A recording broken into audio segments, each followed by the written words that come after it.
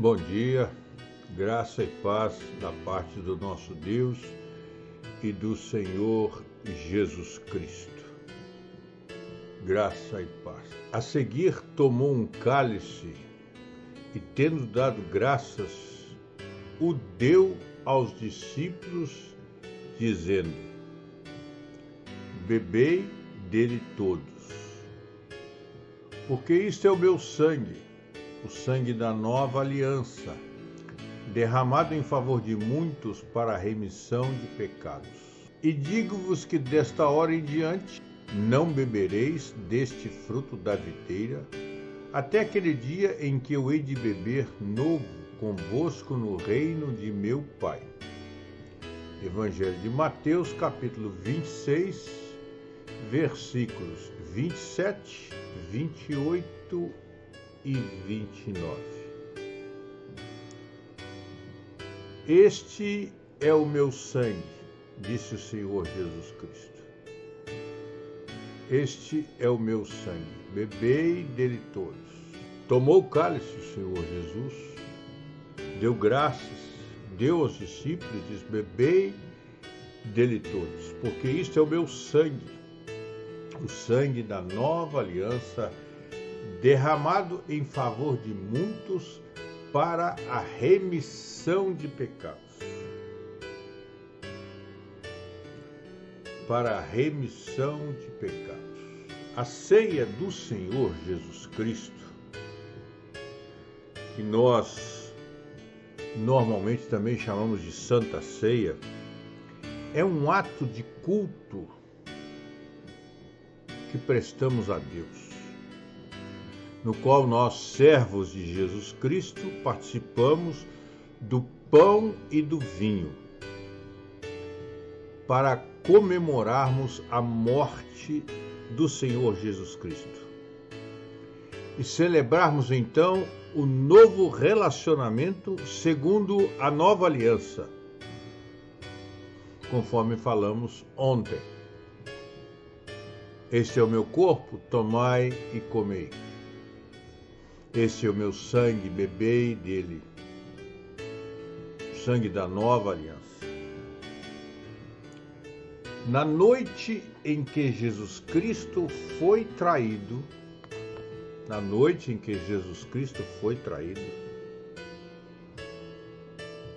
ele instituiu o sacramento do seu corpo e do seu sangue. Portanto, a ceia do Senhor é sacramento. E você sabe quantos sacramentos tem a sua igreja? Jesus Cristo instituiu o sacramento do seu corpo e do seu sangue, chamado Ceia do Senhor ou Santa Ceia, para que este sacramento fosse observado em sua igreja até o fim do mundo. Para que esse sacramento fosse uma lembrança perpétua do sacrifício que em sua morte ele fez, para selar os verdadeiros crentes e para dar a eles todos os benefícios provenientes desse sacrifício, para nutrir-nos espiritualmente e dar-nos crescimento nele próprio. Este sacramento é também um vínculo, é o penhor de sua comunhão conosco. É o vínculo e o penhor da comunhão que precisamos ter uns com os outros, como membros do seu corpo. E são muitos os textos bíblicos que falam da ceia do Senhor. Este que nós lemos é um deles. Evangelho de Mateus, capítulo 26, versos 26 a 29. O Evangelho de Marcos também, no capítulo 14, versos 22 a 26. Evangelho de Lucas, capítulo 22, versos 17 a 20. 1 Coríntios, capítulo 10, versos 16 a 21. E 1 Coríntios capítulo 11, versos 17 a 34. E nós queremos convidá-los para que leiam todos esses textos na sua integridade, para que conheçam tudo aquilo que a Bíblia fala acerca da ceia do Senhor. Mas o sermão de Jesus, que está lá registrado no Evangelho de João, no capítulo 6, verso 35 a 58, fala-nos a respeito do próprio Jesus como o pão da vida e da necessidade que nós temos de nos alimentarmos dele, comendo a sua carne e bebendo o seu sangue. E esse sermão foi pregado antes da instituição da ceia do Senhor. E é melhor entendido como tratando daquilo que a ceia significa, ou seja, a comunhão com Jesus Cristo pela fé, e não da ceia em si mesmo. Nos tempos da Reforma Protestante, no século XVI, questões a respeito da natureza da presença de Jesus Cristo na ceia e da relação da ceia com sua morte vicária foram assuntos de intensa controvérsia. É verdade. A Igreja Católica Apostólica Romana, cuja sede é Roma, ensina que Cristo está presente na ceia pela transubstanciação, que comentamos ontem. Lembra-se? Comentamos ontem. Isso foi definido pelo Quarto Concílio Lateranense, no ano de 1215. E transubstanciação significa que a substância do pão e do vinho é miraculosamente transformada em corpo e sangue de Cristo. O pão e o vinho não são mais pão e vinho, segundo Aicar. O pão e o vinho não são mais pão e vinho, embora pareçam ser. Lutero defendia a doutrina que depois recebeu o nome de consubstanciação, onde ele ensina que o corpo e o sangue de Cristo estão presentes no pão e no vinho. É chamado de consubstanciação, que permanecem pão e vinho, mas recebem em si a presença do Senhor Jesus Cristo, do corpo e do sangue do Senhor Jesus Cristo. As igrejas ortodoxas orientais e algumas igrejas anglicanas têm uma crença semelhante a esta de Lutero. O nosso irmão Zwinglio, não sei se você já ouviu falar nele, mas Zwinglio, depois você pode procurar no Google e descobrir quem foi Zwinglio, negou que o Cristo crucificado agora no céu estava presente de qualquer modo que palavras tais como corporalmente, fisicamente ou localmente possam sugerir. E Zwinglio então negou isso. Calvino ensinou que enquanto o pão e o vinho permanecem imutáveis, o Espírito eleva o crente através da fé para gozar da presença de Cristo de um modo que é glorioso e real, ainda que indescritível. E é assim que nós, da Igreja Presbiteriana do Brasil e de tantas outras igrejas chamadas evangélicas ou protestantes, participam da ceia do Senhor. Todos os reformadores, todos eles, insistiram no fato de, na mesa da comunhão, damos graças a Cristo pela obra da expiação que terminou, que foi acabada e é aceita. A ceia do Senhor, irmão, presta atenção, porque é muito importante a gente entender isso. A ceia do Senhor tem uma referência passada à morte do Senhor Jesus.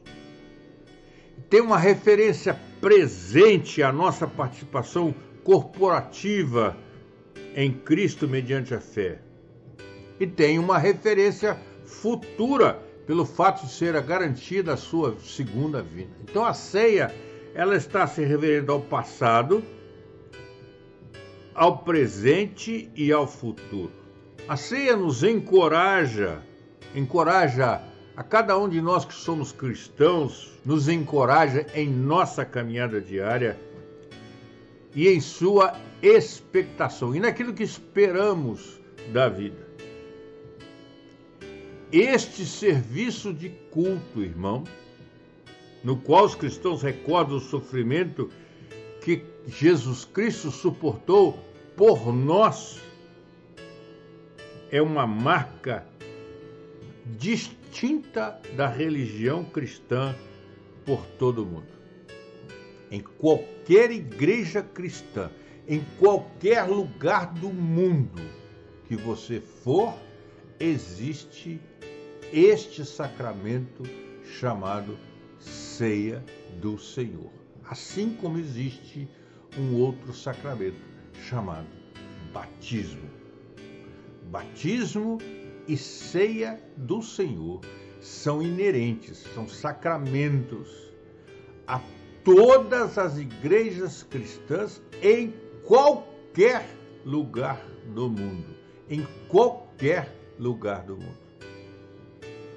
Portanto, entendamos, compreendamos e aceitemos que o cálice foi dado para que nós bebêssemos dele.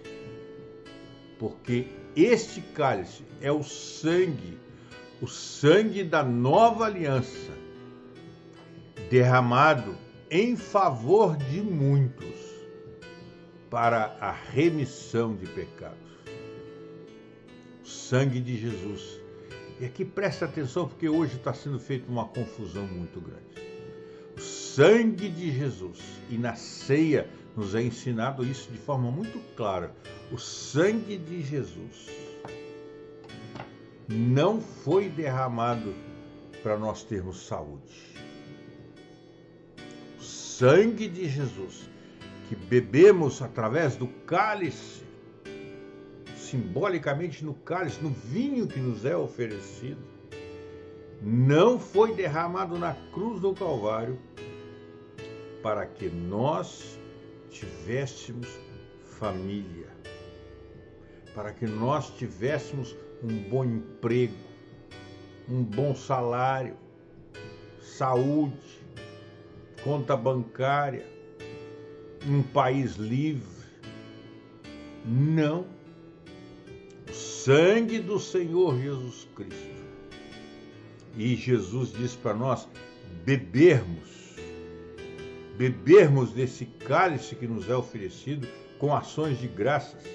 Esse sangue foi derramado em favor de muitos para a remissão de pecados. Para a remissão de pecados. Então, quando você agora participar da ceia, e não deixe de fazer isso, em momento algum, quando você participar da ceia do Senhor, quando você tomar o pão, quando você tomar o vinho, quando você ingerir o pão e o vinho, lembre-se que isto aconteceu para que o seu pecado fosse perdoado, para que o seu pecado fosse lavado, fosse julgado na mais profundeza dos mares, para que Deus dele não mais se lembrasse.